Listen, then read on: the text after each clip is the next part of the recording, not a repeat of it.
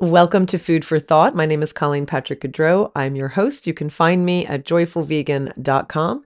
And if you're enjoying this free podcast, I ask that you share it with others, leave ratings and reviews. Word of mouth is the best way to increase its listenership, and supporting it is the best way to keep it alive and ad-free. You can go to patreon.com/Colleen Patrick-Goudreau to join our Patreon community. Of course, you can also go to joyfulvegan.com. And if you are an Apple Podcast listener, you can become a supporter and get bonus material and early access to episodes. Today's topic is ethical tourism, avoiding animal cruelty when traveling. Hi, everyone, and Happy New Year. I am rebroadcasting this episode in the beginning of 2024 as it's top of mind for me as I include this important message, avoiding animal cruelty, in my new book that I'm currently writing called A Year of Compassion, 52 Weeks of Living Plant-Based, Zero Waste, and Cruelty-Free. And I thought it also merited a rebroadcast at this time of year because we're in the beginning of the year, the beginning of 2024. Lots of people are planning their 2024 travel, and it's an opportunity to share with friends and family some important information, and of course, to be vigilant about it yourself wherever you go. Now, the inspiration for this episode was our trip to Thailand back in now 2017. But what I'm going to talk about can be applied to any country you travel to, because no country has a monopoly on animal cruelty. Unfortunately, it's everywhere we go. Now, of course, traveling with me on our all-inclusive vegan trips means you avoid animal cruelty in all the ways: what we eat, where we go, what we do. And I hope you can join me for an adventure to northern Italy in June 2024 or Rwanda, November 2024. Both have spaces available for solo travelers or doubles. Japan's already sold out, and I have no idea what 2025 looks like. So if you want to travel with me on a Joyful Vegan trip, go to joyfulvegan.com, click on trips, and see where we go and what we're doing, and book your spot. We celebrate and support the work being done to save and protect animals. We go to sanctuaries, true sanctuaries, and I talk about that in this episode, how to discern between a true sanctuary and one that's calling themselves a sanctuary. Of course, we experience an abundance of the local plant-based cuisine. We revel in nature. We immerse ourselves in a new culture. We work with 5-star hotels, and you can imagine these are not vegan hotels, but we work closely with them to provide the most amazing experience for our travelers. And same with the non-vegan restaurants. So everything is carefully curated, and we do everything we can to make this an incredibly special trip for you. This being whatever trip you come on. And if you haven't registered yet for my Preventing Burnout and Preventing Compassion Fatigue online workshop, you can also do that at joyfulvegan.com under events. So sit back and enjoy. And if you're a supporter, you'll have this written transcript as a perk of your support. And just know that you are making this possible. So thanks, everyone. Happy New Year, and enjoy.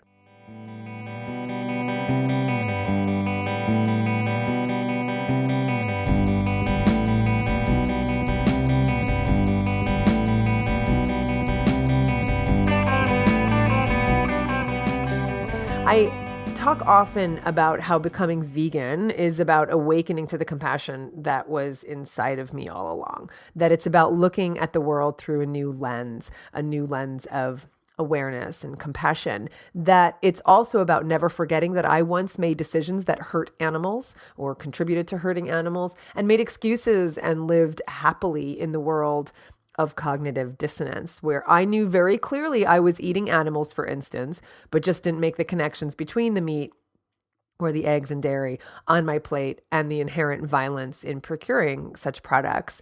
I knew very clearly an animal had to die for me to wear their skin or fur. I mean, I knew that intellectually, but I told myself what I needed to so I didn't have to change my behavior. And once my eyes were opened and the truth sank in, I saw these things through a completely different lens and made completely different choices. Well, I'm certain that this is the very same cognitive dissonance and lack of awareness and information that compels people to support other industries that exploit and hurt animals for our own entertainment or pleasure, both when we're at home, like going to the zoo or the circus or the rodeo, and when we travel, like swimming with dolphins, getting photographed with tigers, or riding elephants. And I think it's really interesting because I think it's our desire to be close to other animals and interact with them and touch them is is really strong in so many of us, but that's exactly what causes them the most harm. I think most people are drawn to animals, and that's a good thing because it also means we want to help them and protect them and save them. But it's a bad thing when our desire to interact with them is at the cost of their own welfare and safety and happiness and at the cost of their own lives. Now, when we're talking about domesticated animals, obviously their lives are not threatened when we're interacting with them. And I'm not talking about zoos, which obviously cause harm to domesticated animals, petting zoos. I'm not talking about, interacting with animals who are in confinement. But when we're talking about interacting with a dog or a cat or a horse or even farmed animals, cows and goats and chickens and turkeys and pigs at sanctuaries, there's no harm there at all. But again, in terms of us just having innocent interactions, I'm not talking about exploiting them. But when it comes to wild animals, there's absolutely no way to have a personal up close experience with wild animals without causing them harm, period, full stop. So although today we're going to talk about the cruelty behind some specific animal spectacles and entertainment, the best general advice I could give you up front is that if a wild animal, whether an aquatic animal or a land animal, is involved in any way as part of a tourist attraction, you can be sure there's cruelty and exploitation involved. Wild animals pretty much want no interaction with humans at all. And if they're having it in any way, mediated, of course, by some kind of trainer or handler, I guarantee you 100% that cruel and nefarious things took place and continue to take place to make that animal submissive enough to interact with humans. 100%. So I could pretty much end this podcast right here with that and urge you to never pay for any kind of interaction with a wild animal or a performance by a wild animal. And that's it. So done. Thank you for listening, right? But I encourage you to continue listening because there's a lot more to say. And sadly, animal attractions for tourists is on the rise because the people running these operations are taking advantage of people's affection for animals and their desire to be close to them. And I think it's also on the rise because we're at a time when we feel like we have to photograph everything and have a selfie to demonstrate our experience wherever we've been. And so I think that's one of the reasons it's on the rise as well. But basically, these animal tour operators are exploiting not only the animals, but also the part of us, the part of humans that's so enamored with animals that we want to get close to them. But honestly, if we're truly enamored with animals, the best way we can demonstrate our affection for them is to leave them alone. Now, certainly every country has animal exploitation. I saw a disturbing comment on a couple of my Facebook posts while I was traveling about how, they don't go to certain countries because of the animal cruelty there. No country has the market on animal cruelty. No country is innocent. And tourists are especially vulnerable because they want to have what is marketed as a rich and unique experience. When in Rome, we rationalize as tourists. But look, folks, Rome fell and the Colosseum closed, okay? So seriously, when we think, for instance, of visiting Spain, we think we should attend a bullfight, a bloody spectacle that begins in fear and ends in certain death. When we think of vacations revolving around the ocean, as in the Caribbean or in Mexico, we can hardly avoid advertisements to swim with the dolphins, or in similar locales to swim with or feed stingrays or hold sea turtles to get your photo taken with them. When people think of visiting the US or New York City in particular, they think of hiring carriage horses to ride around Central Park or ride around crowded, noisy, car-filled city streets. When people think of traveling to the South in the US, they may think it's a great time to attend a rodeo. Another cruel spectacle that's characterized by fear and terror for the animals who are roped and all sorts of really cruelty in that ring. All around the world, tourists are enticed by the opportunity to get their photo taken with wild animals, especially baby animals. Visitors to different parts of southern Africa pay to walk with lion cubs. Again, a paid tourist attraction that's harmful for these lion cubs. Of course, zoos, aquariums, and circuses attract tourists in most major cities around the world. We even associate animal-based delicacies, food, with certain countries and think we need to partake in what we consider these cultural experiences. But you don't need to eat foie gras and frog's legs to enjoy France. You don't need to eat cat to enjoy China. You don't need to eat hamburgers to enjoy the United States, or drink civet coffee, or what's it called, kopi luwak in Indonesia, or in the Philippines, to enjoy these countries. Civet coffee, by the way, includes partly digested coffee cherries that are eaten and defecated by the Asian palm civet. All of these animals are wild caught and kept in intensive confinement in order to harvest their excrement. And no, I'm not kidding. This civet coffee, which is sold all around the world, is reducing the wild populations of these animals who do not exist for people to have a beverage made with their feces. And that's what's happening. And all of this is awful. All animal exploitation is awful. And yet, of course, it would be insulting to suggest that these countries and these cities are defined only by these specific types of cruelty. As travelers who are the main customers, especially of the tourist attractions for animal interactions, we can enjoy these countries without exploiting animals. And we have the power to shut these places down by not supporting them with our tourist dollars. That's how it works. And no country, as I said, is innocent. No country has a monopoly on animal cruelty, but it's a matter of being mindful and compassionate and wide-eyed and vigilant everywhere you go, including in Thailand. Now, remember, if an animal is involved, just avoid it. You may have to say no emphatically several times, because it's really easy to get lured into getting your photo taken, for instance, with a baby animal or a cute gibbon or a monkey. So just make sure that's your general rule. Avoid paying for animal interactions, unless, of course, these are true sanctuaries where animals are being helped. And we're going to get to that and how to tell what's a legitimate ethical sanctuary and what's not. But here are some particular things to avoid in Thailand that tend to target tourists in particular.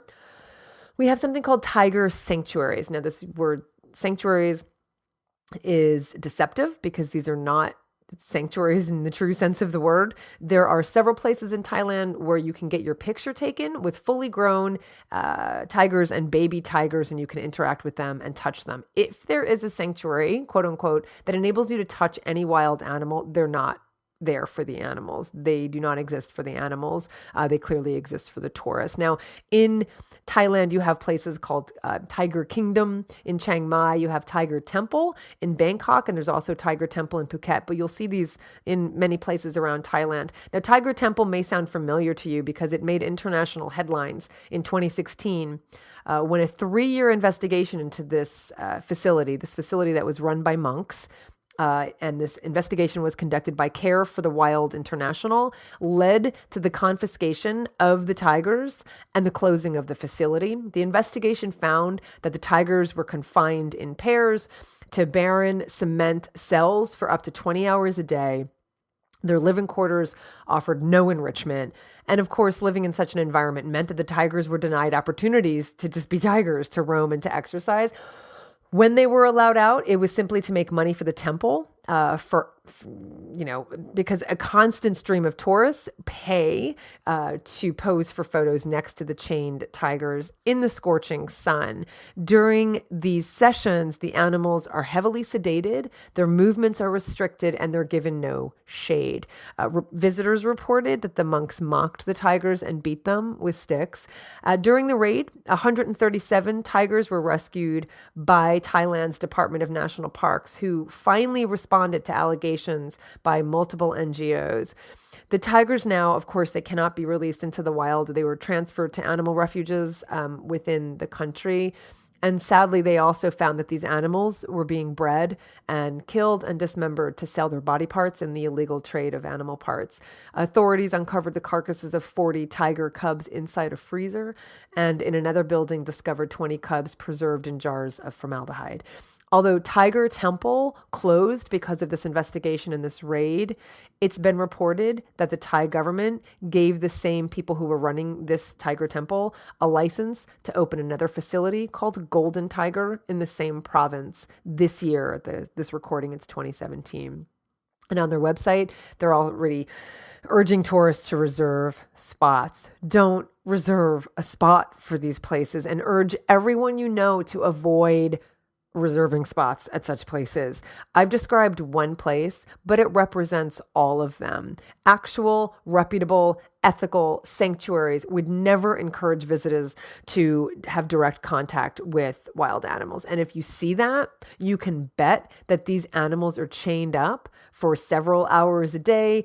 They have their claws and teeth removed often, and some even clip the tendons in their wrists so they can't swat or run with speed. The bottom line is never pay to get your photo taken with an adult tiger, with a tiger cub on the street, or at a place called a sanctuary, especially if they're letting you interact with them. Now, another place that's a tourist attraction, animal related, they're called monkey schools. These are tourist attractions where people pay to come see monkeys perform. And you can bet your bottom dollar that there is not one monkey school that is ethical. Visiting a monkey school is not a unique wildlife experience. It's an animal exploitation. It's animal exploitation at its finest. What's more, a lot of these schools train monkeys to pick coconuts, which is something I want to address here on this episode. Something that's been asked, I've asked about it. People have asked me about it, especially as I was preparing this trip to Thailand. Now, according to various organizations, the monkeys used to pick coconuts are abducted from the wild. They're abducted from their mothers. They're chained up by their necks, causing these socially intelligent creatures serious psychological damage and, of course, physical damage. And they're forced to pick as many as 1,000 coconuts a day, many coming from these monkey schools, coconut schools, the monkey schools. Many are kept as pets where they remain chained up and then they're used to pick coconuts. According to the Daily Mail in the UK, when they're not working, their owners place a muzzle on their faces and shackle them to a tree stump or a shed, restricting their movement and interaction with other monkeys. This was an article that the Daily Mail had actually included in their newspaper, which was pretty extensive. And these are the kinds of stories we need to get out there more for tourists to understand what's happening at these places called monkey schools. In fact, we even saw a chained up monkey on our travels in Thailand at a private residence. It's unknown how many of the coconuts used to make products like coconut water are picked by monkeys. Over 18 million tons of coconuts for coconut water come from Indonesia, and over 1 million come from Thailand, according to reports. So it's pretty easy to avoid going to these monkey schools when you're visiting Thailand. Just don't go. The question is, how can we be sure that the coconut products we buy did not involve monkeys? What about the coconut products we purchase in the US, in the UK, and in other Western countries around the world? Now, I know Animal Place, the organization here in California, has reached out to a number of companies who sell coconut milk beverages and coconut milk, in the can, to make certain curries, like coconut milk, true coconut milk, and then coconut milk beverages, and those who sell coconut milk beauty products. And pretty much everyone they reached out to that they were able to get a hold of said they don't source from companies that use monkeys to harvest coconuts. And you can see their list on their website of those who said they don't and those who hadn't responded. In the UK, eatplantsnotanimals.com also has a list of UK companies confirmed not to use monkeys for picking coconuts, and I include both of those on my website. I just wonder how the companies who say no, they're not sourcing from places that use monkeys to pick coconuts, how they really know for sure. Using monkeys to harvest coconuts seems pretty prevalent in Thailand and in Indonesia, so I just wonder how to know for sure. Of course, that's the question. The Bangkok Post claims that if that coconut water is sourced from Thailand, the coconuts were most likely picked by monkeys. In the meantime, I have to say, I've altered my habits and have really cut down on the coconut products I buy and the coconut water I order at Thai restaurants, and I just stick with water. It's just one of those things where if I'm not sure and if I'm not certain, I just don't want to contribute. I mean, it's one of the problems. It's one of the boons and the bad things about the globalization today is that we have access to so many exotic fruits and vegetables we wouldn't normally have access to. And, it's really hard. I know if I go to my farmer's market here that I'm supporting farmers that are just, so many miles away that I can go visit myself. And I just really do prefer to support that because I can talk to the farmers. I know that there aren't things being done at least that I know about. Of course, there's a level of trust that we have to have when a company says no, we're not sourcing from places that that exploit animals or people. I know that a lot of the farms I buy produce from are using traps and such lethal methods to deter wild animals and from eating their crops. I mean, I know that, but it's still, at least for me, there's more certainty in supporting local products and local crops. So, can I live without coconut water? I love coconut water. I think it's so fantastic. But if I'm not really sure, I have been opting to not get coconut water. And same thing with all these coconut products until I know for sure. And I will report back to you. And if you have any information, please share with me as well. But it is one of those things to consider as a product that could be unethical coming out of Thailand. Another place that's prevalent in Thailand is called crocodile farms. To be honest, it's hard for me to believe that people could go to a crocodile farm and not be aware that there's cruelty there, but it's another attraction in Thailand. The crocodiles are trapped in shallow waters. They're just forced to be in shallow waters. They're slapped with sticks. They're taunted by humans. And at the end of the spectacle, you can enjoy barbecue crocodile and purchase crocodile skin items. And of course, these capturing crocodiles from the wild to supply these farms is an ongoing threat to their existence, of course, and it's pretty awful. So avoid crocodile farms, which I would imagine you would be doing already. Photos with non-human primates, I mentioned. One of the organizations we visited on our trip to Thailand was the Gibbon Rehabilitation Project, which rescues, rehabilitates, and when possible, reintroduces gibbons to the wild.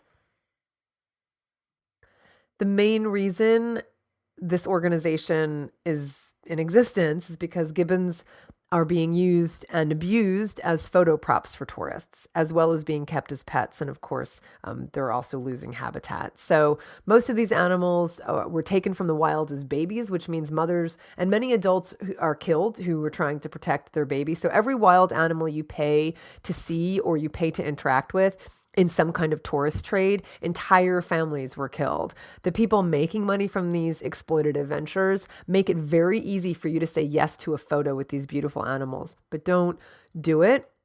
And tell everyone you know to never pay to have their photo taken with any wild animal. If you'd like to support the important work the Gibbon Project is doing, I really encourage you to visit gibbonproject.org, and you can adopt a gibbon, which also makes a wonderful gift for the holidays or for any time. Many of us at the end, we were late getting to our next destination because we were all lined up to adopt gibbons at the Gibbon Rehabilitation Center. So it was really lovely to see that everyone was like, nope, we're willing to be late to our next destination because we've got gibbons to adopt and support, which was awesome. Now, of course, you then have the main attraction for people visiting Thailand. You have elephant shows and elephant rides. Now, this hasn't always been the case, even though elephants have unfortunately been used for work and warfare over the centuries. These intelligent animals were also revered at one time. 100 years ago, just 100 years ago, there were an estimated 100,000 Asian elephants in Thailand alone. Today, their numbers have declined drastically. There are currently fewer than 3,000 elephants living in the forests of the entire country of Thailand, compared to 4,000 living in captivity. This is due to a multiple number of threats ranging from the desire for ivory to the reduction of forest space and for their use in trekking and the illegal logging industries. The notion of extinction of the Asian elephant, especially in the wild, is no longer just a concern. It's the new reality. These are endangered animals because the population of the animals is being decimated, as is their forest homes. Just to give you perspective, according to the FAO, the Food and Agriculture Organization of the United Nations, the forest area in Thailand was reduced from 80% in 1957 to approximately less than 20% in 1992, largely because of deforestation associated with inappropriate developments.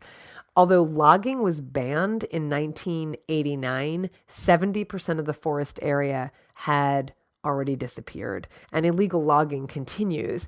Sadly, deforestation is happening all around the world, and of course, Personally, I believe as animal advocates, if we want to save animals, we need to save their homes. The animals don't have anything if they don't have their habitat. They won't survive as wild species. There will only be a few left, either in captivity or on sanctuaries, or a very small number in the remaining wild spaces, never large enough to sustain a larger population. If we want to save animals, we need to save their habitat. Illegal poaching for elephant tusks and elephant calves is also a reality in Thailand. Males are hunted for tusks and females are killed for their calves. It's been said that to capture an elephant calf, 3 or more female elephants fostering the calf are killed because they're trying to save the baby. Basically, elephant populations in the wild continue to decrease while the domesticated elephant population increases. And that's who we have now. That's who we see in the cities and the villages of Thailand. These are domesticated elephants. As I said, elephants were used in the logging industry until 1989. When, as the result of deforestation from logging, large floods overwhelmed the Thai population. The government canceled logging concessions and made commercial logging illegal. As a result, however, the thousands of elephants used for logging and the mahouts, the traditional term for the caretaker of an elephant who owned them, found themselves out of work. The mahouts had few options to support their families or feed their elephants, and so many fled to the cities to beg. Others turned to illegal logging or resorted to tourism. And now the tourism industry is the newest contributor and the largest contributor to the demise of the wild Asian elephant. Elephant camps cater to tourists and force elephants to provide rides or perform gymnastic displays for entertainment. It may seem obvious as to why to say no to elephant rides, but I think a few details will be enough to convince you if it's not obvious enough. Plus, it's really helpful, I think, to have a few facts in your back pocket when talking to friends and family who may know nothing about these issues at all. First of all, as with all wild animals, in order to submit to the desire of humans, be forced to submit to the desire of humans, their will must first be broken. And I don't say that to be dramatic. That is literally what is done. Their spirits are broken through a training process, which is called the pajan. This is a barbaric tradition of crushing an elephant's spirit. In a nutshell, baby elephants are separated from their mothers at a young age, which is a traumatic event in itself. I mentioned before that baby elephants aren't weaned until they're upwards of 3 years old, and they stay with their moms many years after that. So it's traumatic to have a baby separated from his mother. A baby separated from his mother and his family. That's bad enough. They're very social. They have very strong family ties. But then the young elephant, this baby elephant, these babies are placed in a stall or in a cage, and they're tied with ropes that prevent him from having any movement at all. They're tortured. They're starved of food. They're yelled at and repeatedly beaten with bull hooks 24 hours a day, a process that continues for weeks. Once their soul is completely crushed and their body is beaten, the new mahout, the new owner, the new rider comes in to release the elephant of his abusers. He, the new mahout, will be the one to lead the elephant away from the cage, resulting into this, trust of the broken animal. That's how this works. You can see it for yourself. You can find footage of this breaking of the pajan online, but you can also take it from me. This process is horrible. And without any exception, it's a traumatic, painful experience for these sensitive, intelligent, innocent individuals. Since the weapon, the bull hook, is used during the pajan, mahouts carry the hook as a reminder to the elephant who's in charge and what the consequences would be if they don't submit at all times. You see this also in circuses and in zoos. The bull hook is carried around all the time because they know that's the weapon that hurt them when they were being broken. So zoos and circuses in the US, this is not just in Thailand. So even after the pajan, many elephants continue to suffer as most mahouts are using the bull hook on sensitive areas of the body in order to train and control them. And I want to reiterate, this is also done in the United States and in every developed country where elephants are being trained for the circus or zoo. Bull hooks are used. Now, there are zoos, I should qualify, there are zoos that don't use the bull hook. The Oakland Zoo apparently is one of them that doesn't use the bull hook, but still there are other issues with that. That's another conversation. The point is, for any kind of performance, circuses, for instance, bull hooks are used to break elephants. So be aware that for every form of unnatural entertainment, like carrying people on their backs or balancing or playing sports or painting, is the cruel, it's the effect of this cruel training method.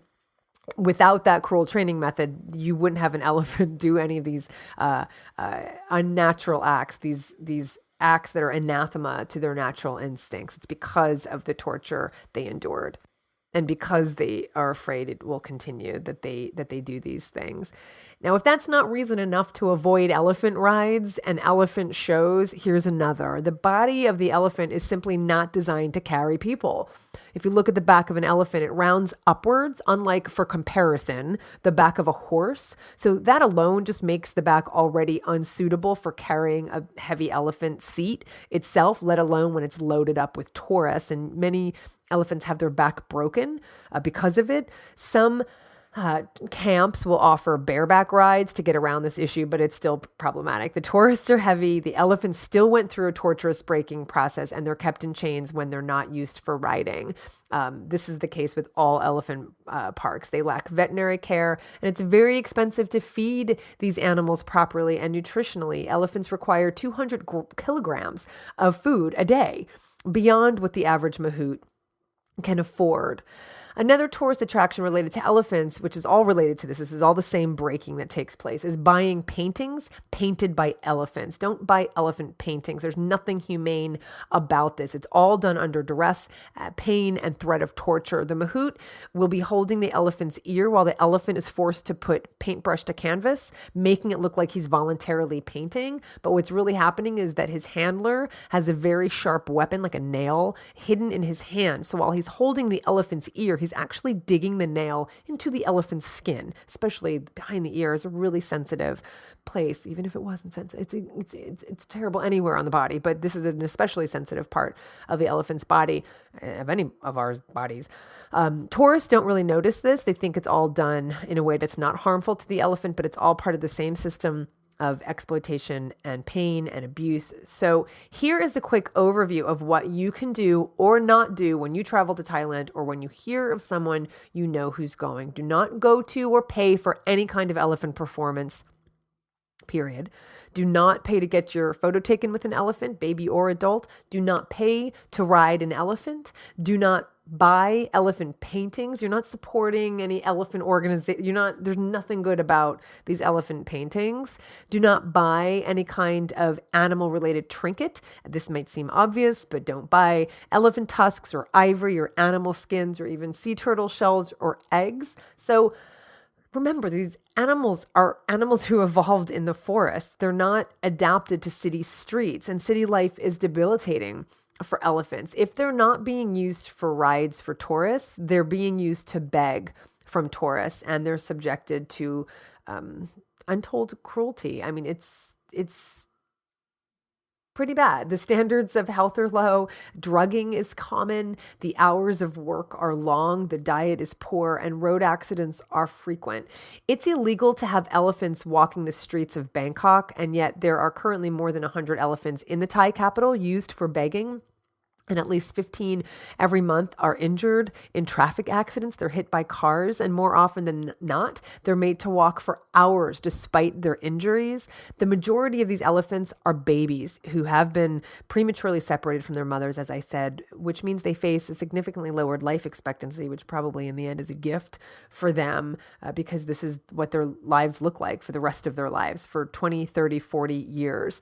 Baby elephants are huge attractions for tourists, so no when you see a baby elephant in any of these circumstances that they're suffering tremendously, both physically and psychologically. Elephant calves, as I said, suckle for upwards of 3 years, and deprived of this natural sustenance, their growth becomes stunted from calcium deficiency. The treats that tourists give them don't even come close to satisfying their nutritional needs. They're suffering from dehydration, malnutrition, and starvation. Many of them scrounge what they can find. They eat cigarette butts and plastic bags. They have injured feet because they're walking on streets with feet that are soft and not fully developed, these baby animals. Certainly the adults suffer from injured feet as well. They have skin damage. Elephant calves have delicate skin that would normally find protection from the sun or by resting against their mother's belly. But city elephants are made to walk and stand for hours in the blazing sun. They have trunk and lung damage. They're constantly inhaling the exhaust from pipes throughout the crowded streets in Thailand. They have hearing impairment because of the constant noise and city racket, which creates confusion, and they're disoriented, and it could also create deafness. Isolation, fear, stress, disorientation, as I said, lead to mental disorders, and many become disassociated. Many become enraged and unstable from this perpetual cruelty, and they randomly attack their mahouts or innocent bystanders.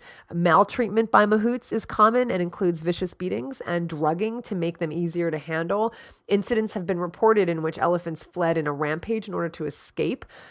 During the day, elephants are tied up out of sight, frequently in garbage dumps and abandoned parking lots, often with inadequate shade, food, or water. They're not bathed regularly as elephants should be, and this often leads to skin diseases. So those are some of the problems with city elephants, those who are used for riding as attractions to get photos taken, street elephants used to beg.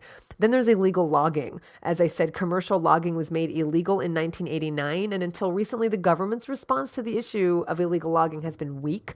And in these areas of illegal logging, elephants continue to be used. I would encourage you to do your own research. A lot of the wood that comes from illegal logging tends to be sold within Thailand itself, but certainly some can be exported as well. Teak would be one of the woods to look out for. So, of course, when you're buying wood from any store, I would really encourage you to find out the source of where that wood came from. And things continue to change. So I would encourage you to do your own research in those cases. In these areas of illegal logging, as I said, elephants are used. I know it's just unbelievable to imagine these animals just being used for to carry these heavy loads. They're pumped with amphetamines to increase their work time and suppress their appetites. They're often beaten. They're starved to demand obedience. Some illegal logging is carried out along the Thai-Burma border, where there's a long history of conflict. And in fact, elephants are allowed to cross into the border, across the border into Burma, where logging is still legal. So many elephants are crossed over into Burma, and as a result, many of them step on landmines, which were installed during past conflicts, and these elephants become crippled or they are killed by these landmines. So as you can see, there are many issues for elephants in Thailand, and these problems need to be addressed. Some work on animal welfare has been increasing in Thailand, the most significant of which was the passage of the Prevention of Animal Cruelty and Provision of Animal Welfare Act in 2014, so very recently passed by the National Legislative Assembly after years in the making. The law punishes those people who neglect or torture animals or fail to properly care for them, or who transport animals in unsuitable vehicles that lead to death or injuries. Now, a lot of this has to do with dogs and cats, not necessarily elephants. And there's a lot of work to be done.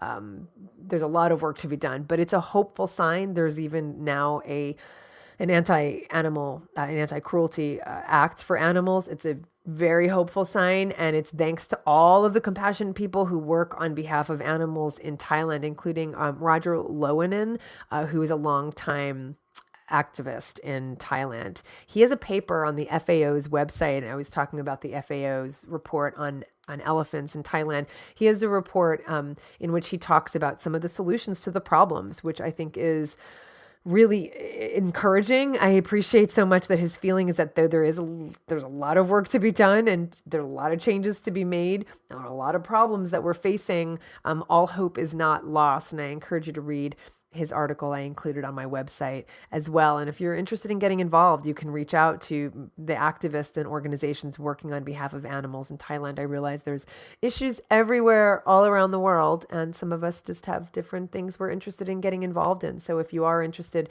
there are people on the ground working on behalf of elephants and other animals. And of course, we had the opportunity to visit some of them while we were there. I mentioned that we were at the Gibbons Sanctuary. I think I talk about them again, but again, that's the Gibbon Project.org, and I really encourage you to check them out.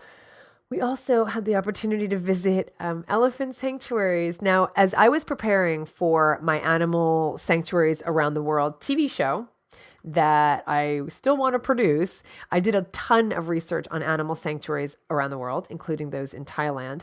And of course, as we were preparing our trip to Thailand, we did even more research. So whether you're planning a trip to Thailand or you know friends or family who are, really encourage you to do your due diligence before visiting or supporting an organization that calls themselves a sanctuary, because there are some who go by that name, but who are indeed not sanctuaries. They're not refuges for elephants or the other animals we talked about. Before I provide you with those I would recommend, I've already done the work for you for a few. I want to give you some guidelines for how you can determine if a sanctuary is ethical or if it's just calling itself that, but still exploiting animals and just trying to make a buck off of them. So ways to know it's not a sanctuary. If in any way it appears that the place exists for tourists rather than for elephants, that's a red flag.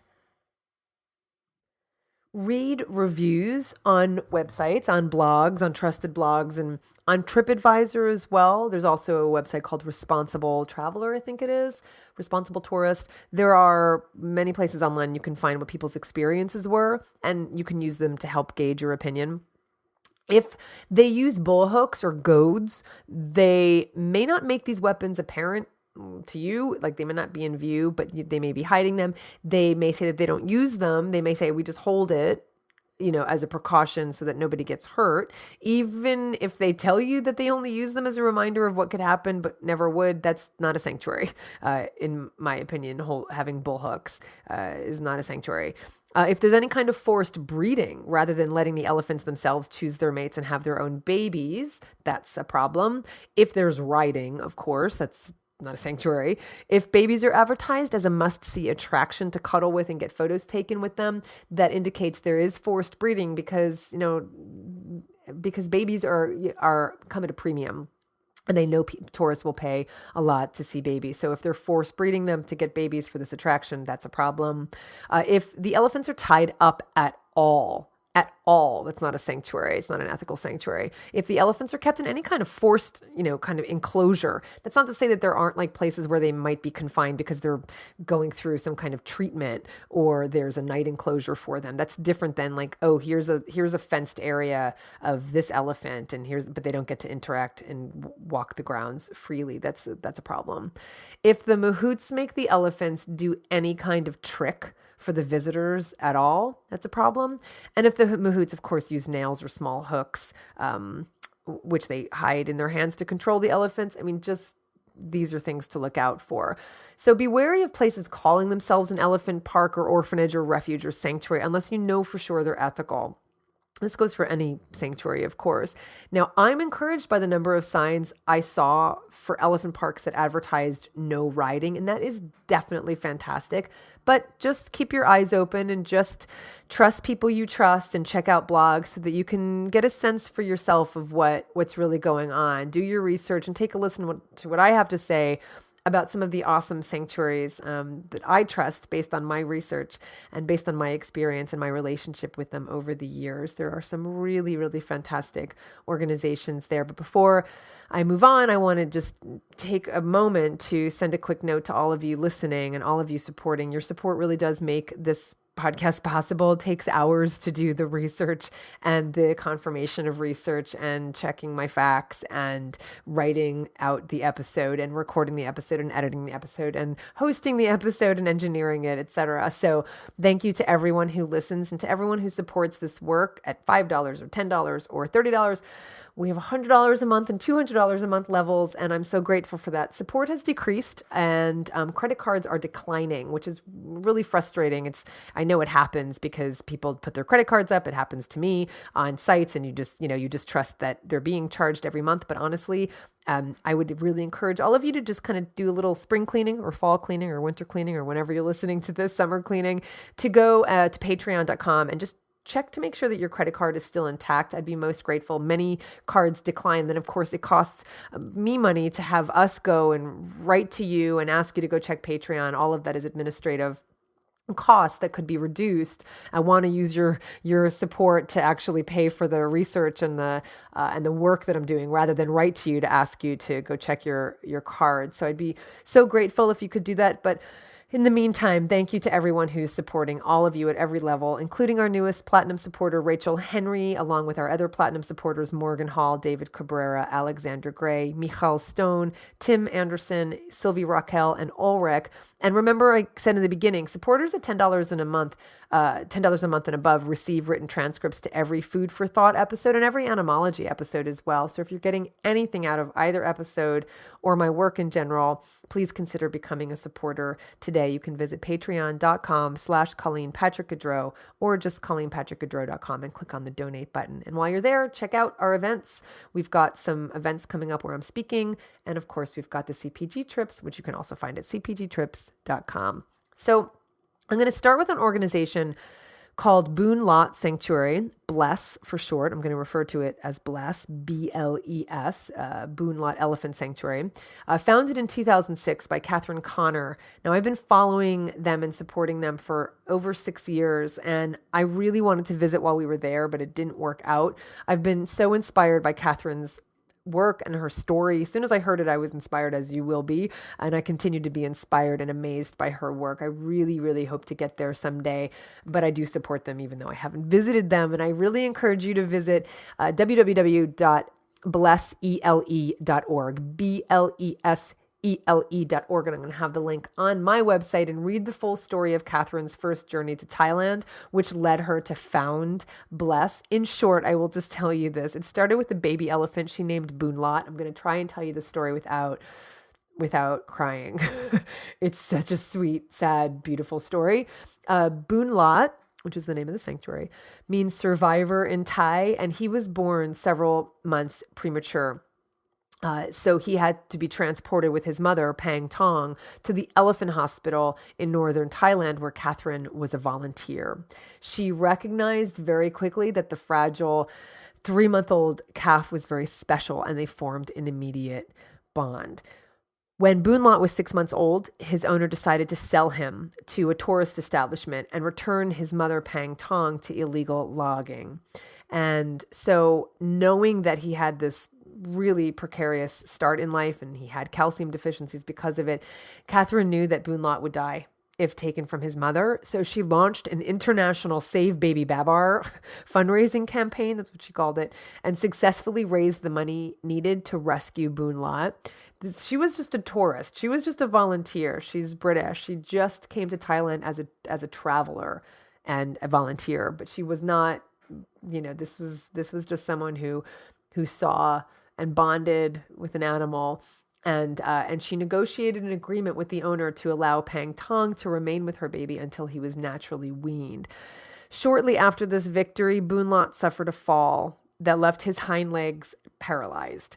And I don't even know how she did this, but experts traveled across Thailand to give their opinions, unanimously agreeing that he was going to die within a few days.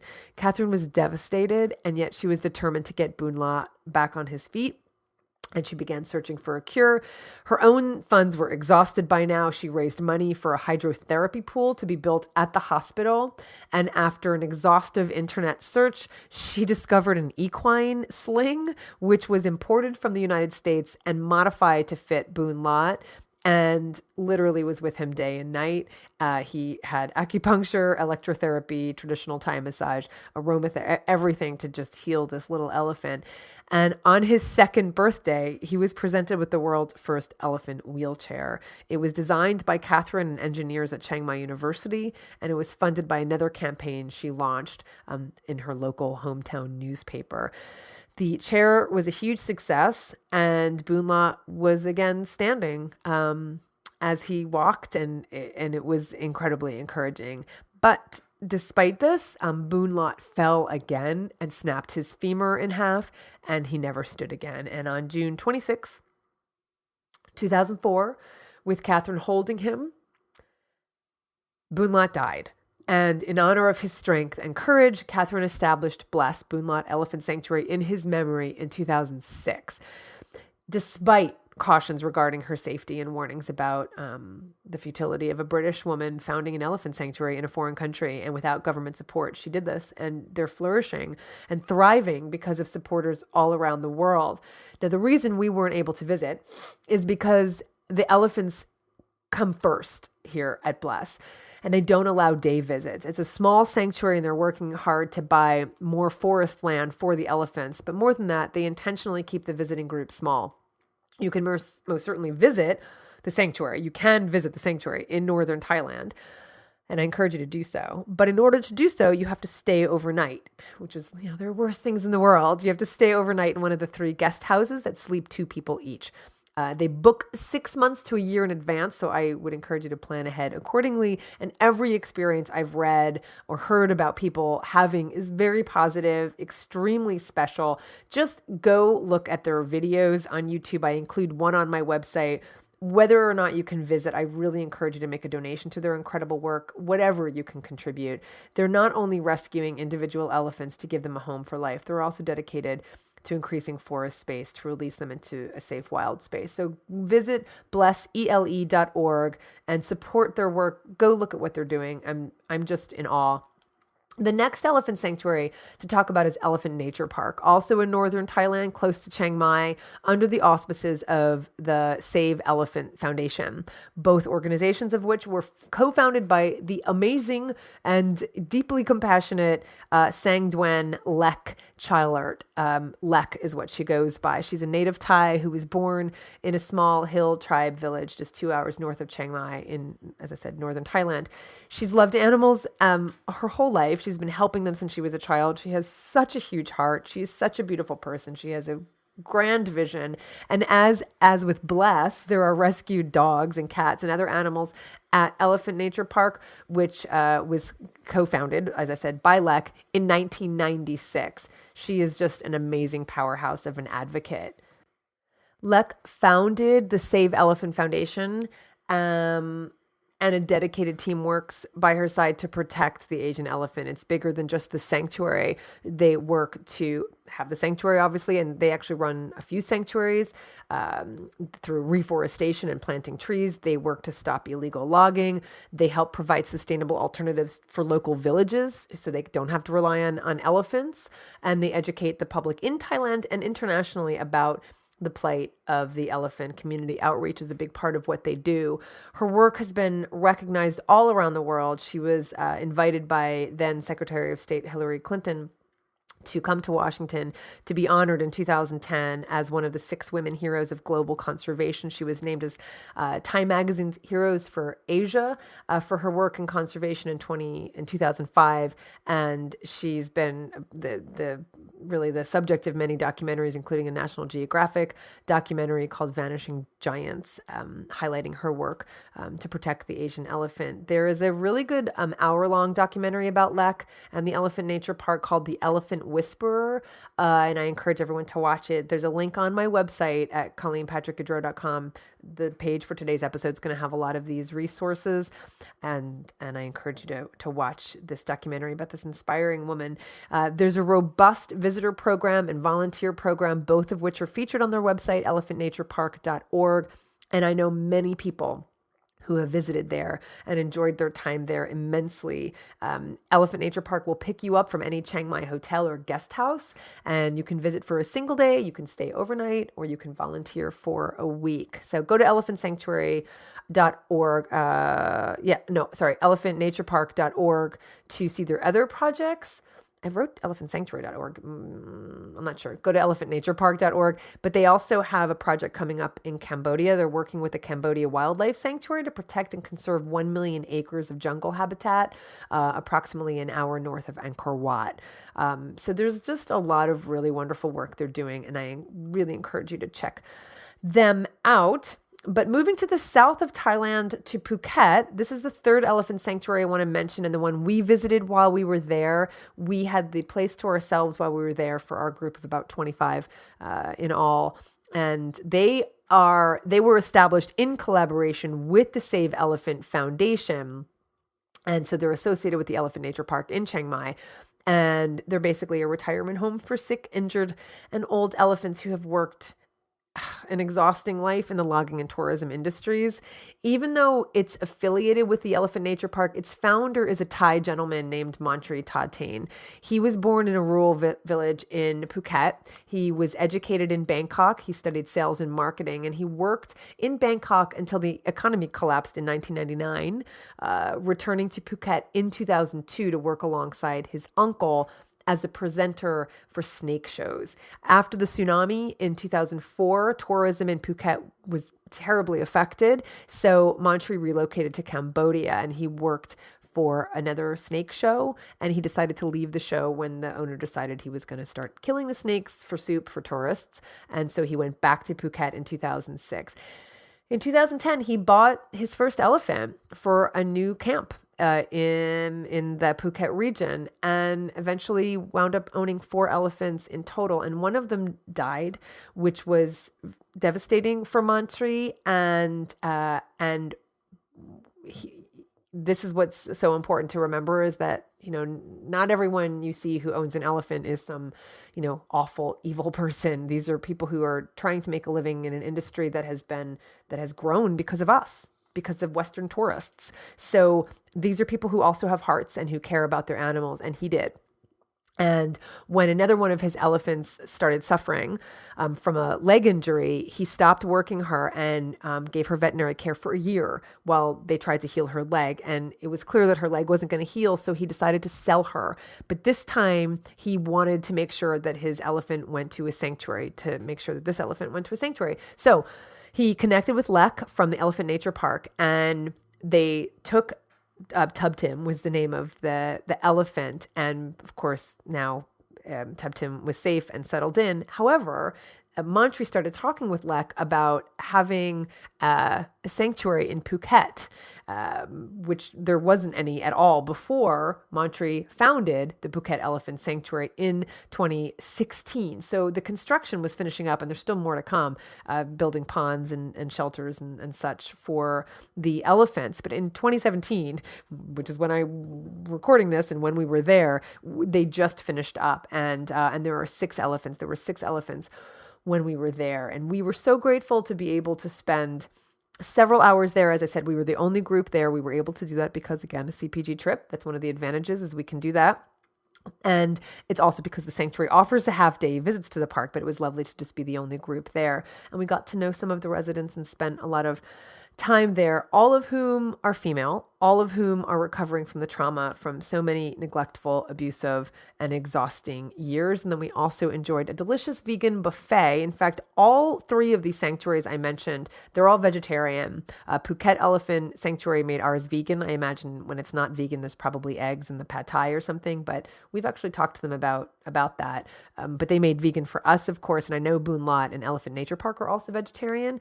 And I want to make it really clear that the money you pay as a visitor to any of these sanctuaries goes directly to the work they do on behalf of elephants. So they do charge to visit the sanctuary, and they should, because the money goes to support their work.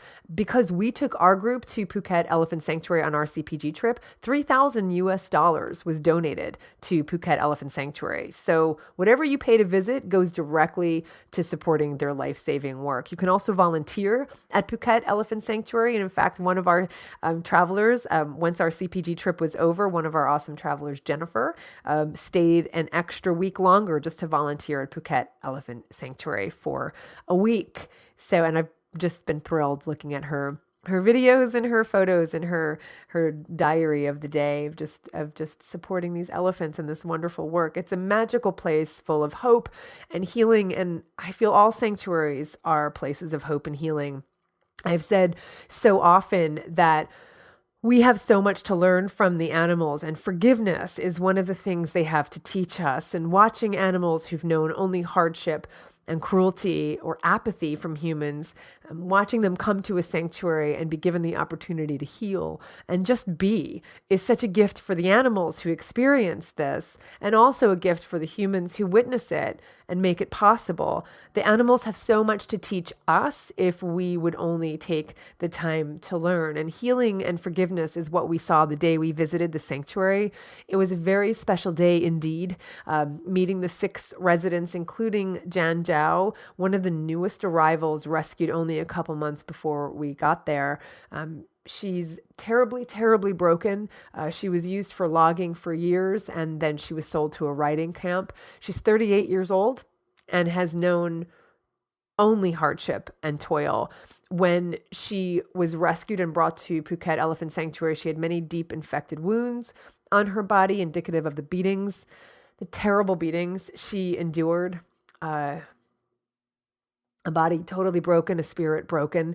She has very short eyelashes because they were cut off by a former owner to make jewelry to sell to tourists. Eyelashes help to keep off the dust. There's a reason we all have eyelashes, as you can imagine. So Jan Zhao suffers eye infections, which their vet, of course, treats regularly. And Louise Rogerson, who's wonderful, and she's the program director there at Phuket Elephant Sanctuary, she told us that when Jan Zhao first arrived, they took her to the pond where new rescues usually go straight in to wade and to bathe.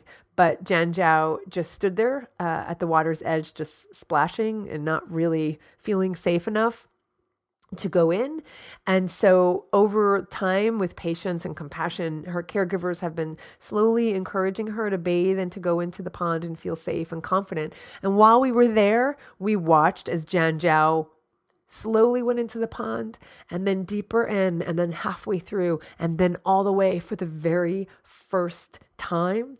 And the photos and videos I have on my website for today's episode shows her in the pond and just emerging after she had gone across for the first time. It was a very, very special moment to witness, and it gives me so much hope for Jan Zhao and for all the broken bodies and spirits who are healing because of the safe place they're in now, thanks to sanctuaries like Phuket Elephant Sanctuary. And I highly encourage you to visit their website, PhuketElephantSanctuary.org, and to follow them on Instagram. There are so many heartwarming stories and photos and videos, and you can even hashtag Jan Zhao Elephant, Jan Zhao, Janjao Elephant. That's her hashtag to follow her story in particular, or any of the elephants at Phuket Elephant Sanctuary. They each have their own hashtag, which is pretty awesome. And I just wanted to mention one more place just close to Bangkok. We weren't able to go to the Elephant Refuge and Education Center, which is part of Wildlife Friends Foundation in Thailand.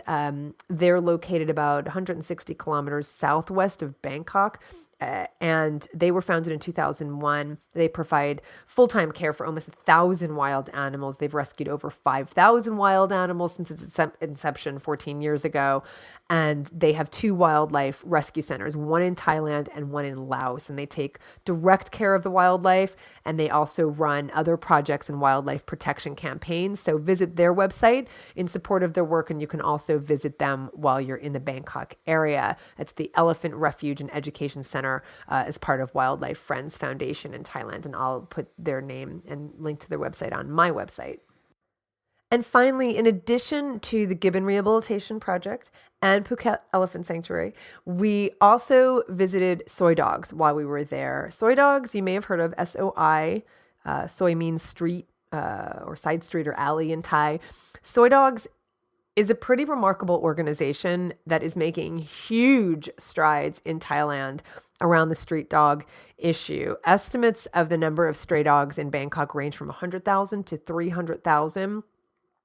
And you see dogs running around the streets everywhere. The same 2014 Prevention of Animal Cruelty and Provision of Animal Welfare Act I mentioned earlier is also making a difference in the lives of street dogs. So that's encouraging because now that there are laws to be able to point to that can be enforced and people can be prosecuted if they break them, that's so key. It is so important that it's there. And there's, of course, more work to do, but Soy Dogs is one of the organizations leading the way. You can visit soydog.org, SOIDOG.org, to learn more about their work, which includes rescuing and treating street dogs and cats.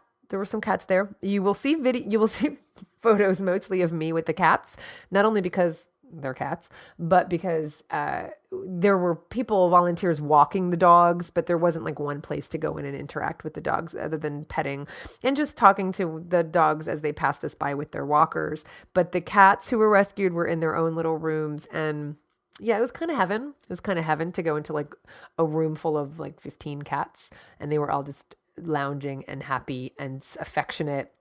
I think a lot of the cats were affectionate because they've been on the street and they're just used to people, interacting with them. So they were just they were the most confident, and they were just really friendly. I was surprised, since they had been street cats and came from some pretty horrific circumstances. So they do have cats as well, but their focus is on dogs. They round up dogs every single day, and they sterilize and vaccinate them. They treat them when they're injured. They are working to end the dog meat trade. They're educating the public. They're doing community outreach.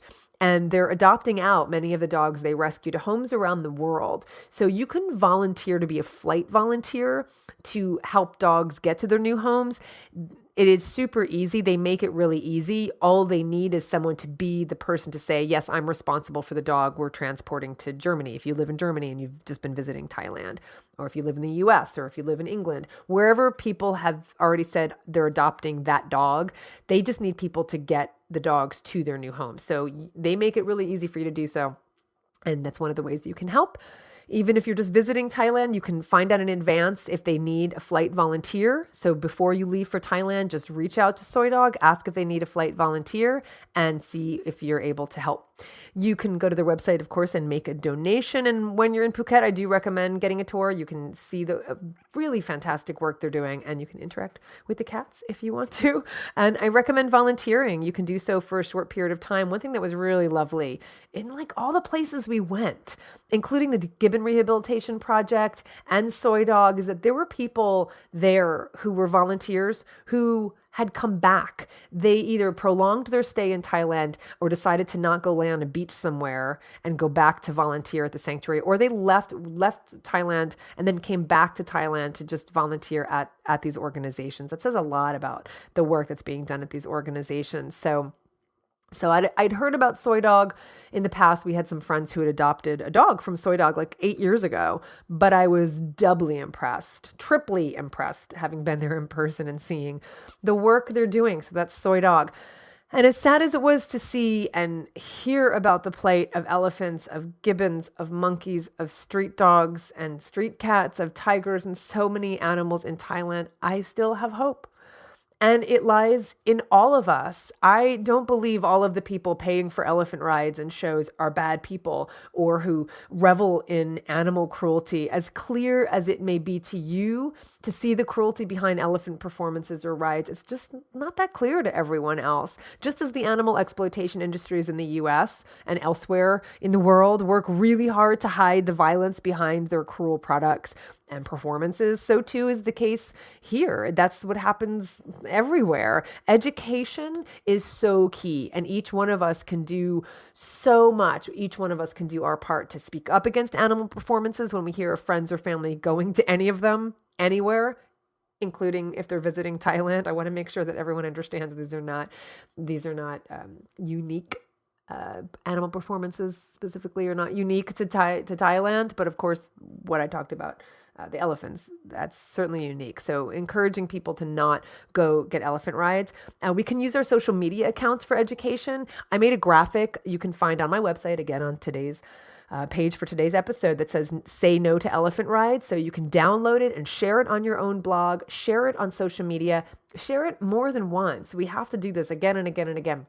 There are so many memes out there, so many different graphics I know we can share because there's so many animal issues around the world, but doing it once is great. Doing it several times is going to have more of an impact.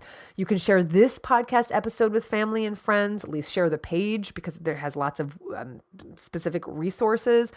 You can speak up when you hear about someone visiting Thailand, whether or not they say explicitly that they're going to go on the elephant rides. They may not be thinking about going on any of these elephant rides until they get there. So if you just know someone's going to Thailand, talk to them and tell them in advance that you might want to warn them about some of the things they might want to avoid. And of course, if we want to experience being with elephants, we can visit ethical sanctuaries like the ones I mentioned. They're providing a new paradigm for elephants who are domesticated and can never be released back into the wild. Every penny that goes into these sanctuaries instead of elephant rides and performances means protection for them and helps the mission of these organizations, which also includes getting more land for these elephants to truly be in their true forest homes. Paying to visit these sanctuaries isn't unlike the model of visiting the mountain gorillas I mentioned in my Rwanda episode. It's about the animals, and the money pays for their care and conservation for the long term. I wish humans always did the right thing for its own sake, for the sake of doing the right thing, and that governments would stop being accessories to animal abuse. And I wish governments would allot funds to just support these animals and these forests and these habitats. I just wish that were the case. But like I said about the mountain gorillas in that episode, it's not going to happen. I mean, at least right now, it's not happening. And providing a new type of tourism, if you want to call it that, I mean, it is this ethical tourism based on animal connection rather than animal exploitation, is a hopeful model for the future. We see it succeeding in Rwanda and Uganda and other places in Africa. We see that happening.